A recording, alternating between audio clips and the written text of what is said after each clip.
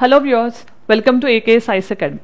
ఈరోజు మనం న్యూస్ పేపర్ని ఎలా చదవాలి, మన న్యూస్ పేపర్ నుంచి మనం నేర్చుకున్న వాటిని ఎగ్జామినేషన్స్లో ఎలా యూస్ చేయాలనే దాని గురించి డిస్కస్ చేద్దాం. చాలామంది స్టూడెంట్స్ దీని గురించి వీడియో చేయమని అడుగుతున్నారు. సో ఈ పర్టికులర్ వీడియోలో న్యూస్ పేపర్ అనే దాన్ని మనం ప్రిపరేషన్లో ఒక వెపన్గా ఎలా మార్చుకోవచ్చు అనేది చూద్దాం.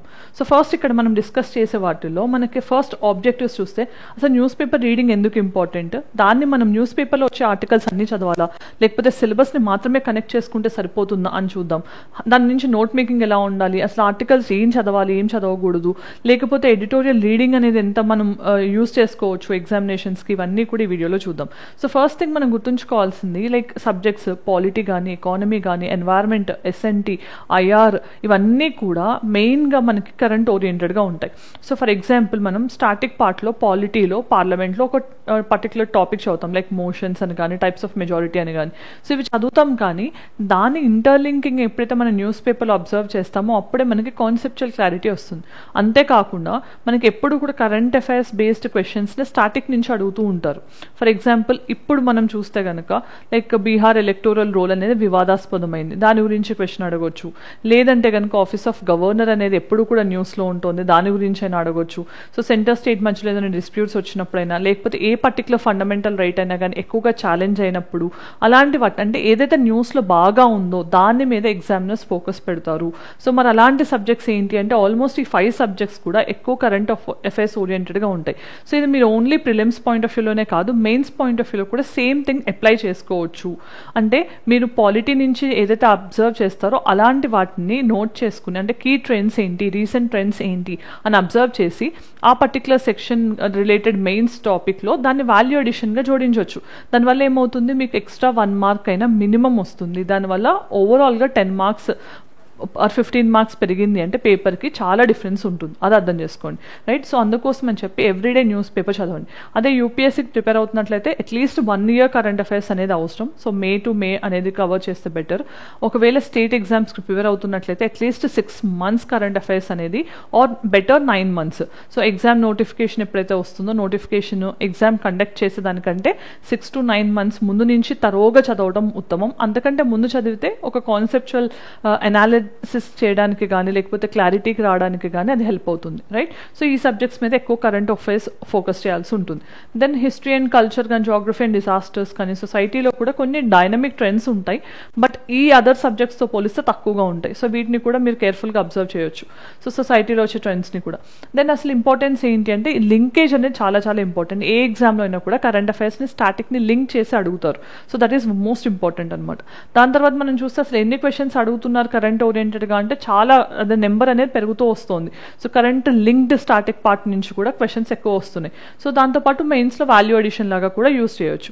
నెక్స్ట్ మనం చూస్తే కనుక అసలు మొత్తం దీన్ని ఎలా చదవాలి, న్యూస్ పేపర్ అనే దాన్ని మనం ఎలా చదవాల్సి ఉంటుంది అంటే ఫస్ట్ థింగ్ మనం ఏ న్యూస్ పేపర్ అయినా అంటే ఒకవేళ నేషనల్ న్యూస్ పేపర్ చదవాలి అనుకుంటే ద హిందూ కానీ ఇండియన్ ఎక్స్ప్రెస్ అయినా చూస్ చేయొచ్చు. అండ్ అలానే రీజనల్ న్యూస్ పేపర్స్కి వస్తే ఈనాడు కానీ అదర్ పేపర్స్ లైక్ సాక్షి కానీ ఏదైనా చదవచ్చు మీరు. కానీ ఒక స్టాండర్డ్ పేపర్ మీకు ఏదైతే యూస్ఫుల్గా అనిపిస్తుందో లేకపోతే మంచి కవరేజ్ ఉంది ఆర్టికల్స్ పాయింట్ ఆఫ్ వ్యూలో అనుకుంటారో దాన్ని చూస్ చేసుకోండి. సో ఏదైనా ఒక న్యూస్ పేపర్ స్టాండర్డ్గా కన్సిడర్ చేసి దాన్నే ఫాలో అవుతూ ఉండండి. అంతేకాని 2-3 న్యూస్ పేపర్స్ చదివితే మీరు అదర్ థింగ్స్ చదవడానికి టైం ఉండదు. సో ఫస్ట్ థింగ్ ఏంటంటే ఒకసారి పేపర్ తీసుకోగానే చేతిలో మొత్తం పేపర్ కూడా గ్లాన్స్లో మనం ఫాస్ట్గా స్కిమ్ చేస్తాం అనమాట. అంటే లైక్ మెయిన్ హెడ్డింగ్స్ ఏంటి అనే చూస్తాం. సో దాంట్లో మన సిలబస్కి రిలేటెడ్ ఆర్టికల్స్ ఏమైనా ఉన్నాయి అంటే మనం దాన్ని చదవాల్సి ఉంటుందని టిక్ మార్క్ పెట్టుకోండి. అంటే అసలు ఫస్ట్ సిలబస్లో ఉందా లేదా అని ఎలా తెలుస్తుంది మీకు, దీనికంటే ముందు సిలబస్ తెలిసి ఉండాలి.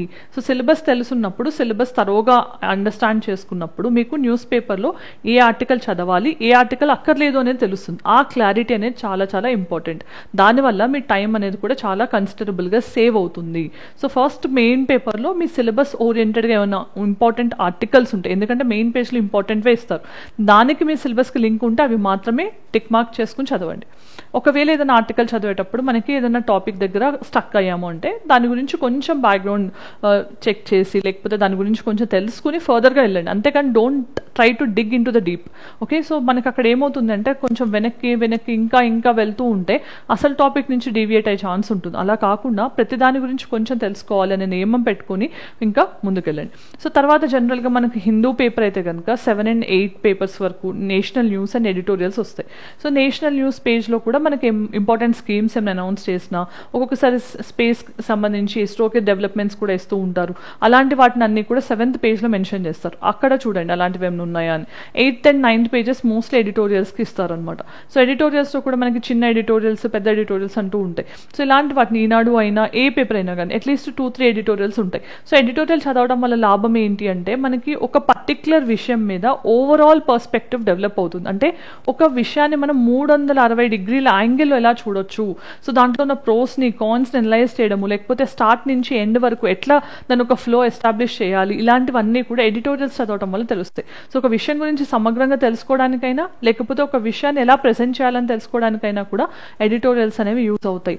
అంతేకాకుండా ఎడిటోరియల్స్ అనేవాళ్ళు జనరల్గా ఎక్స్పర్ట్స్ రాస్తూ ఉంటారు ఆ పర్టికులర్ సెక్టర్ వాళ్ళు. సో వాళ్ళు మంచి డేటా ఇస్తూ ఉంటారు, మంచి కేస్ స్టడీస్, ఎగ్జాంపుల్స్ ఇస్తూ ఉంటారు.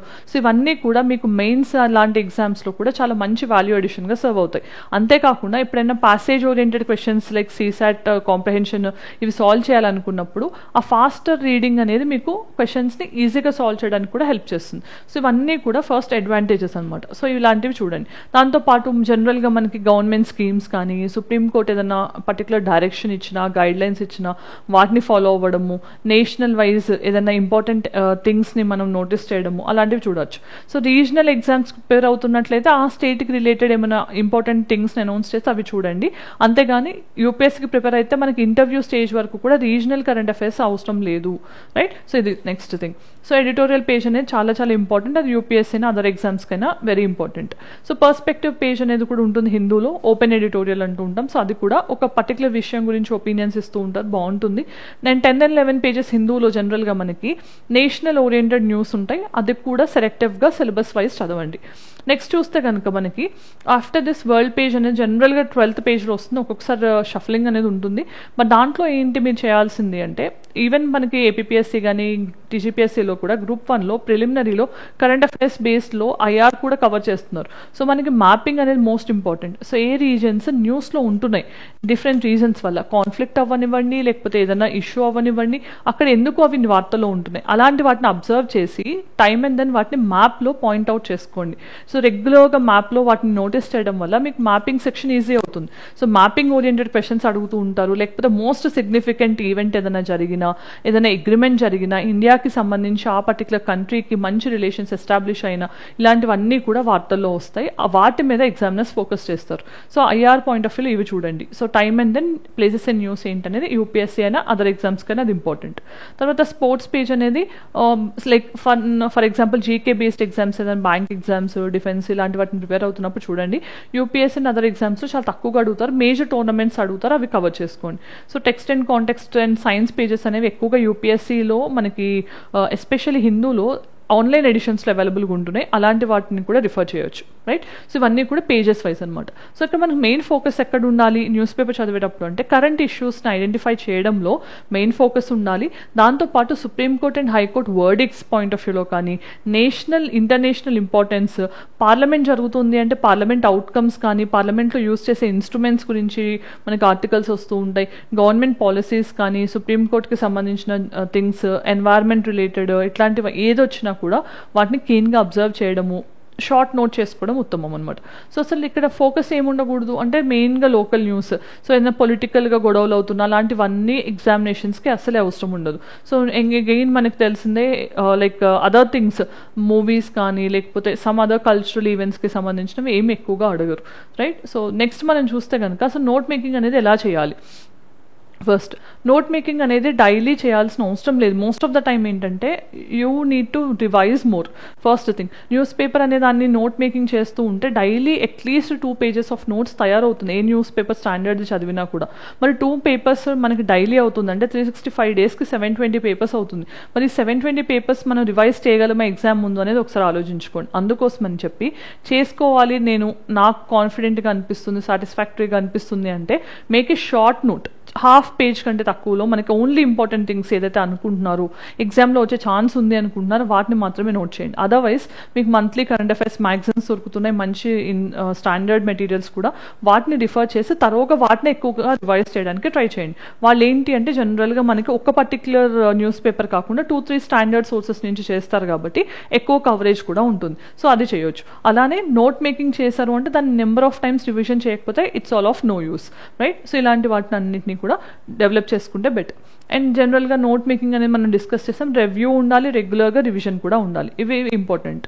సో జనరల్గా మనకి వీటితో పాటు ఏం చదివితే బెటర్ అంటే యోజన అనేది ఒక పర్టికులర్ ఇష్యూ గురించి ఓవరాల్ పర్స్పెక్టివ్ ఇస్తూ ఉంటుంది. సో గవర్నమెంట్ ఆఫ్ ఇండియాదే. సో యోజన చదవడం కానీ, లేకపోతే ప్రెస్ ఇన్ఫర్మేషన్ బ్యూరో. సో ఇక్కడ ఏంటంటే పిఐబికి సంబంధించి చాలా కంటెంట్ ఉంటుంది కాబట్టి ఫిల్టరేషన్ అనేది చాలా కాషియస్గా చేసుకోవాల్సి ఉంటుంది. పిఆర్ఎస్ అనేది మనకి లెజిస్లేషన్స్కి ఎస్పెషల్లీ కొత్త లాస్ని పెట్టినప్పుడు డీటెయిల్డ్ సమ్మరీ ఉంటుంది. అండ్ వెబ్సైట్స్ ఫాలో అయితే కనుక వేరియస్ మినిస్ట్రీస్ యాన్యువల్ రిపోర్ట్స్ కానీ వాళ్ళు తీసుకుంటున్న ఇనిషియేటివ్స్ కానీ చేస్తే చాలా వరకు క్వశ్చన్స్ ఆన్సర్ చేయొచ్చు అనమాట. సో ఇది ఈరోజు మనం న్యూస్ పేపర్ అనేది ఎలా చదవాలి, దాని ప్రిపరేషన్లో ఎలా యూస్ చేసుకోవాలని అనే దానికి సంబంధించిన వీడియో. ఈ వీడియో నచ్చినట్లయితే let me know in the comment section. Thanks for watching. All the very best.